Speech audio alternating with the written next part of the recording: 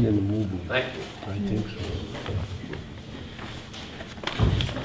Mr. Drummond, you've got to call the whole thing off. Bert knows he did wrong. He didn't mean to, and he won't do it again. Now, why can't he just stand up in front of everyone and say, I did wrong, I broke the law, I admit it, and I won't do it again, and he'd stop all this fuss, and everything could be like it was. Who are you? I'm a friend of Bert's. Well, how about it, boy? You getting cold feet? Never thought it would be like this. It's like Barnum and Bailey coming to town.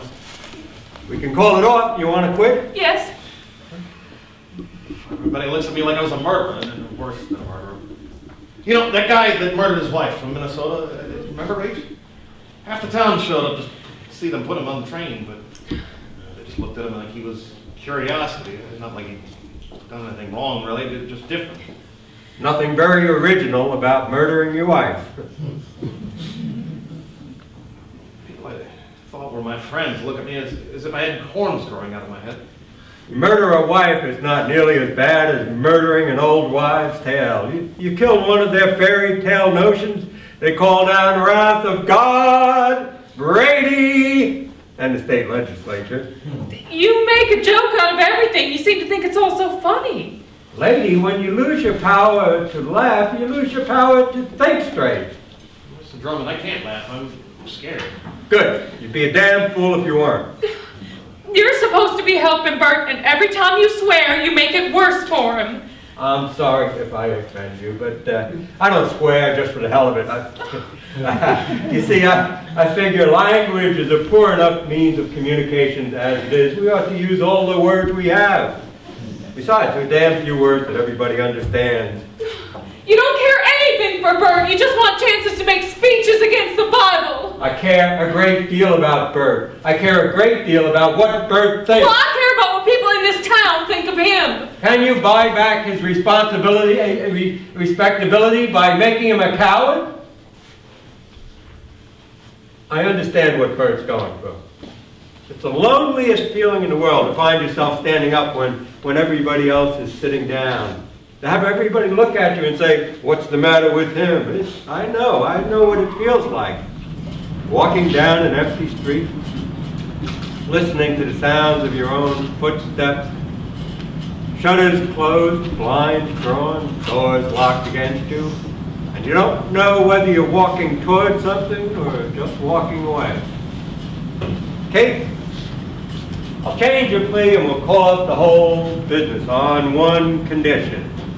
If you honestly believe that you have committed a criminal act against the citizens of this state and the minds of their children, if you honestly believe that you're wrong and the law's right, then the hell with it. I'll pack my grip and go back to Chicago where it's a cool 100 in this shade.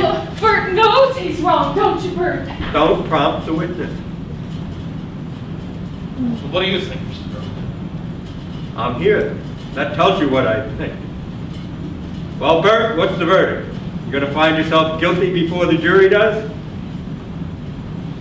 No. No, sir, I'm not going to quit. Bert!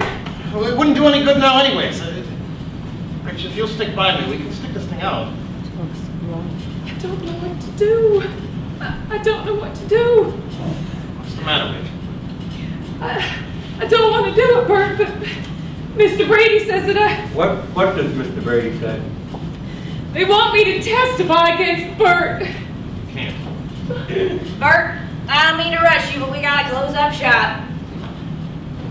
Rach, some of those things that I've told you are just things you say to your own heart. Do you understand? If you get up on the stand and say those things out loud, some of them are just things to figure out what the stars are for, or what might be on the other side of the moon. Bert, Yeah.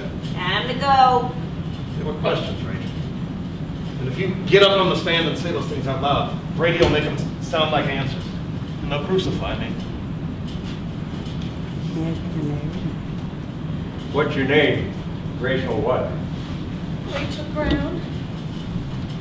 Can they make me testify? I'm afraid so. It would be nice if nobody ever had to make anybody do anything. But don't let Brady scare you. He only seems to be bigger than the law. It's not Mr. Brady, it's my father. Who's your father? The Reverend Jeremiah Brown. I used to feel this way when I was a little girl. I used to wake up in the middle of the night, terrified of the dark. I used to think that my bed was on the ceiling and the whole house was upside down, and if I didn't hang on to the mattress, I'd fall outward into the stars. I wanted to run to my father and have him tell me that everything was all right, that I was safe, but I was always more frightened of him than I was of falling, and it's the same way now. Is your mother dead? I never knew my mother.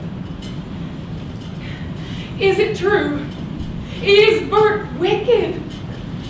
Bert Cates is a good man, maybe even a great one, and it takes strength for a woman to love such a man, especially when he's a pariah in the community. I'm only confusing him, and he's confused enough as it is. The man who has everything figured out is probably a fool. College examinations notwithstanding, it takes a very smart fellow to say, I don't know the answer.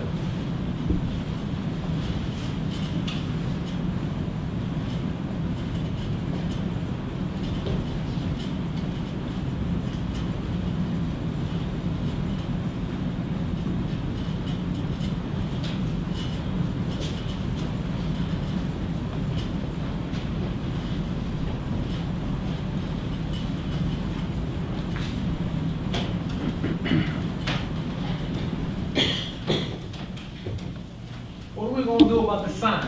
Today we're gonna run this town. Lisa.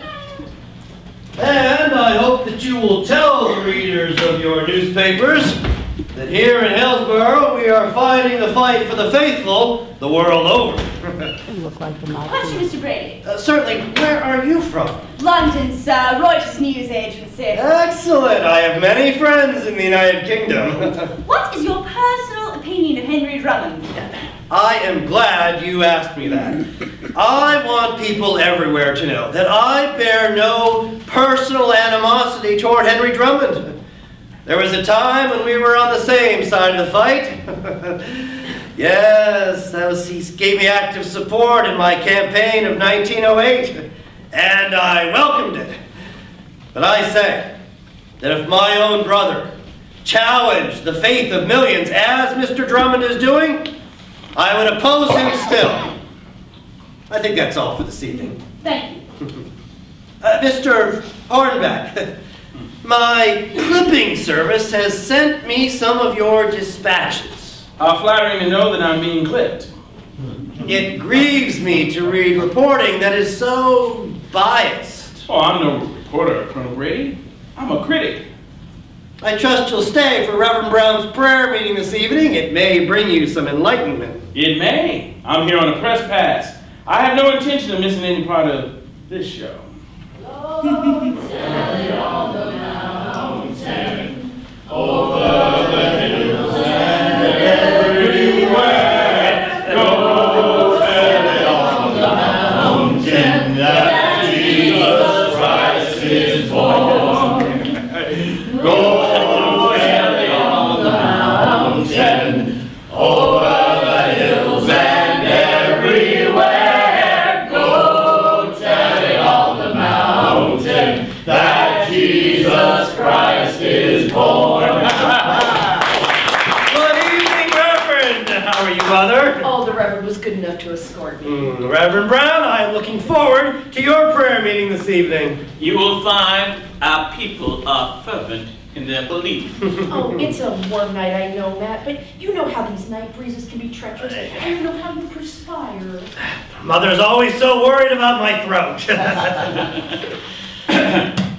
I always like to begin my meetings at the time announced. Oh, very commendable. Proceed, Reverend, after you.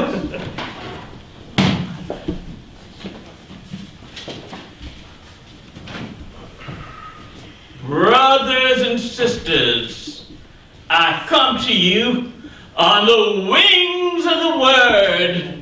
The wings of the word are beaten in the treetops. The Lord's word is howling in the wind and flashing in the bells